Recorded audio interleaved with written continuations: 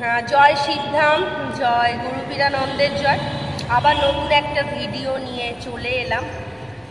তো তোমাদের জন্য ভিডিও করার জন্য যে বাইরের কোশ্চেনে এসে ভিডিও করছি। তো যাই হোক, এবার আমি যে বিষয়গুলো উল্লেখ করব সেগুলো সম্পূর্ণ ভালো করে শুনবে, তাহলে কিন্তু পুরো ডিটেলসটা বুঝতে পারবে।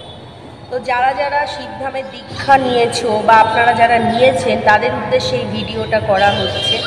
দীক্ষা যারা নিয়েছেন, প্রথম যে পয়েন্ট হচ্ছে, দীক্ষা নিলে সোম অথবা শুক্রবার দেখে নিরামিষ খেতে হবে।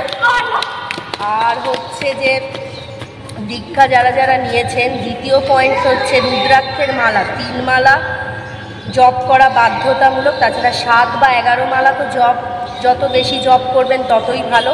তাছাড়া 3 মালা জপ বাধ্যতামূলক এবং 10 মিনিট ধ্যান বাধ্যতামূলক। আপনারা যারা দীক্ষা নিয়েছেন, গুরুদেব দেখবেন একটি কাগজ দিয়েছে, সেখানে দীক্ষার মন্ত্র সমেত সমস্ত ডিটেলস দেওয়া রয়েছে। সেই ডিটেলসগুলো ভালো করে পড়ে নেবেন। এবং তৃতীয় বা চতুর্থ যে পয়েন্ট যেটা আমি বলবো সেটা হচ্ছে যে আপনারা যে দীক্ষা নিয়েছেন, দীক্ষা মন্ত্র কাউকে কিন্তু ভুলেও বলতে যাবেন না।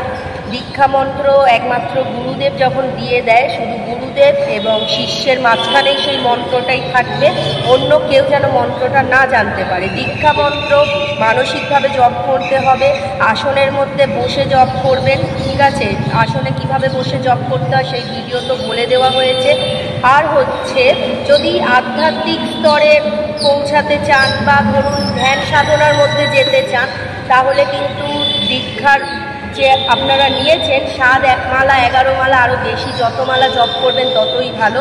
আর নিরামিষ আহার গ্রহণ করবেন। যদি কেউ মনে করেন তাড়াতাড়ি ফল লাভ করতে চান বা আধ্যাত্মিক স্তরে পৌঁছাতে চান, সিদ্ধির ব্যাপার বা শক্তি সম্বন্ধে বা ভগবানকে পেতে চান, তাহলে কিন্তু অবশ্যই নিরামিষ খেতে হবে যারা দীক্ষা নিয়েছেন। আর হচ্ছে যারা এটা পারবেন না, নর্মালি কিন্তু আপনারা নিয়মটা করতে পারেন। যেমন হচ্ছে 3 মালা জপ করতে হবে, ধ্যান করতে হবে, আর হচ্ছে সোম বা শুক্রবার দেখে নিরামিষ খেতে হবে। সোম বা শুক্রবার না, সোম শুক্র দুটো বারই রয়েছে, কারণ প্রত্যেকেই তো জানেন দীক্ষা নিলে বার থাকে, এক একটা বারে এক একটা নিরামিষ খেতে হয়।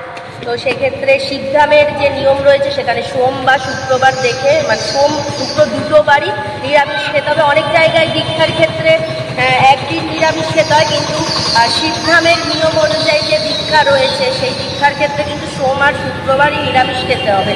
আর যারা মনে করছেন পুরোপুরি নিরামিষ হয়ে যাবেন, সেটাও হয়ে যেতে পারেন, অসুবিধার কোনো কারণ নেই। আর যারা ভাবছেন যে তাহলে কি করব, নিরামিষ কি খেতেই হবে বাধ্যতামূলক, এরকম কোনো ব্যাপার নেই। আপনারা মনে করলে আস্তে আস্তেও ছেড়ে দিতে পারেন। আর যদি কেউ মনে করেন আমি একান্তই পারবো না, আমিষ নিরামিষ সবই খাবো, তো তাদের জন্য কিন্তু সোম শুক্রবারটাই রয়েছে।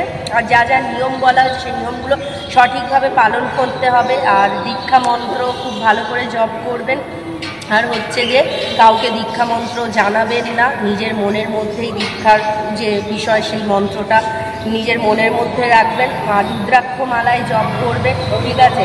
তো এই নিয়মগুলো খুব ভালো করে আপনাদের মেনে চলতে হবে। আর শিবধাম প্রার্থনাও সাথে করবেন। আর প্রত্যেক দিন কিন্তু 3 মালা জপ কিন্তু বাধ্যতামূলক, প্রত্যেক দিনই জপ করতে হবে। আর হচ্ছে যে 3 বার টাইম ভাগ করে করতে পারেন, কিংবা এক আসনে বসে একসাথে 3 বার করে ধ্যান করতে পারেন। আর তাছাড়া যদি মনে করেন যে 3 বার ভাগ করে করে করবেন, তাহলে একবার ধরুন সকালে, সন্ধ্যে বা রাত্রেবেলা করলেন, তো যতবারই করবেন তার সাথে সাথে কিন্তু ধ্যান করতে হবে। মন্ত্র মানে মালা জপ করার পরে ধ্যান করতে হবে। জপ হয়ে গেল 108 বার যে জপটা। আর যদি জপ করতে করতে মালা মাটিতে পড়ে যায়, তাহলে আসন মানে গঙ্গা জলের মধ্যে রেখে আর গুরুকে প্রণাম করে 18 বার গুরু মন্ত্র জপ করে তারপর প্রথম থেকে শুরু করবেন। এইভাবেই কিন্তু দীক্ষার নিয়ম করতে হবে। আর পিরিয়ড অবস্থায় মালা ছোঁয়া যাবে, অন্য ঠাকুরের সঙ্গে রাখবেন না, আলাদা করে রেখে করতে হবে। আর আসনের মধ্যে বসে কিন্তু করতে হবে। তো এটাই ছিল দীক্ষার নিয়ম। দীক্ষার ক্ষেত্রে নিরামিষ খেতে হবে এমন কোনো বাধ্যতামূলক বিষয় নেই। যারা মনে করছেন যে নিয়ম করবেন, তো সম্পূর্ণ নিরামিষ খেয়েও করতে পারেন, আর না হলে ওই যে নিয়মটা আমি বললাম। আর রুদ্রাক্ষ মালা যখন জপ করবেন আপনারা, তখন কিন্তু অবশ্যই কেউ যেন না দেখে। অবশ্যই রুদ্রাক্ষ মালার একটা ব্যাগ করে নেবেন, সেই ব্যাগের মধ্যে রেখে মালা জপ করবেন। না হলে এমন জায়গায় বসবেন যেখানে কেউ না দেখতে পায়, কারণ হচ্ছে যদি কেউ দেখে নেয় তাহলে কিন্তু সে কিন্তু ফল লাভ করবে আপনার মালা জপটা যদি দেখে নেয়। তো সেক্ষেত্রে চেষ্টা করবেন যাতে কারোর চোখে না পড়ে সেই রকম স্থানে বসে জপ করবেন এবং রুদ্রাক্ষ মালা একটা ব্যাগের মধ্যে রেখে জপ করবেন, তাতে কিন্তু বেশি ভালো ফল লাভ করবেন। ঠিক আছে, জয় শিবধাম, জয় গুরু পীরানন্দ।